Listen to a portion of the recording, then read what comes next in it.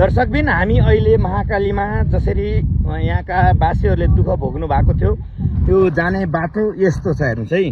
र नजिकै यो महाकालीको किनारमा तपाईहरुले देखिराख्नु भएको छ तुइनको लट्ठा बोकेर युवाहरू यसरी आफ्नो जीवनलाई निर्वाह गर्नको लागि यात्रा गर्नुपर्ने यो परिस्थिति रहेछ। यहाँका स्थानीयवासी लगायत यहाँका सम्पूर्ण व्यक्तिहरूले हामीलाई देखाउँदै हुनुहुन्छ हाम्रो यो पीडा, हाम्रो यो दुःख, हामीले जुन परिस्थिति भोगिराखेका छौं त्यो शास्त्रमा चाहिँ यहाँका नागरिकले तुइन चाहिँ यस्तो हुँदो रहेछ। हेर्नुहोस् दर्शकबिन, यो तुइन भनेको यस्तो रहेछ।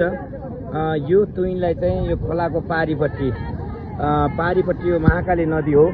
यो महाकालीको नदीको पारीपट्टि चाहिँ एउटाले ढुङ्गामा बान्ने र वारिपरि ढुङ्गाले बानेर यो ढुङ्गामा बानेर हैन ल यो ढुङ्गामा डोरीले तुइनलाई झुन्डाएर हैन यहाँका पीडित परिवारहरूले यो देखाइराख्नु भएको छ।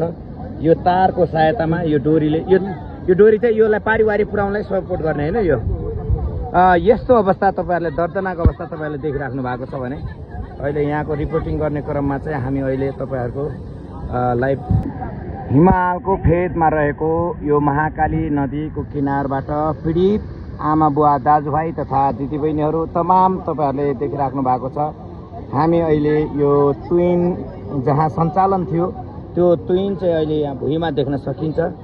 यो अवस्थामा यहाँका नागरिकहरूले पीडा भोगिराखेको कुरा चाहिँ उहाँहरूले राखिराख्नु भएको छ। यो अत्यन्तै दुःखद कुरो हो।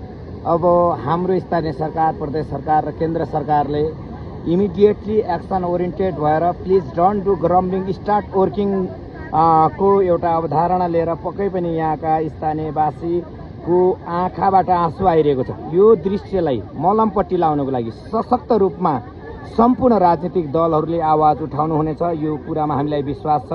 दोस्तबिन तपाईँ सम्पूर्ण मित्रहरूले पक्कै पनि सकारात्मक र पक्कै पनि ऊर्जा तपाईहरुको रहने नै छ। यो दृश्य तपाईलाई देखाइरहेको छु।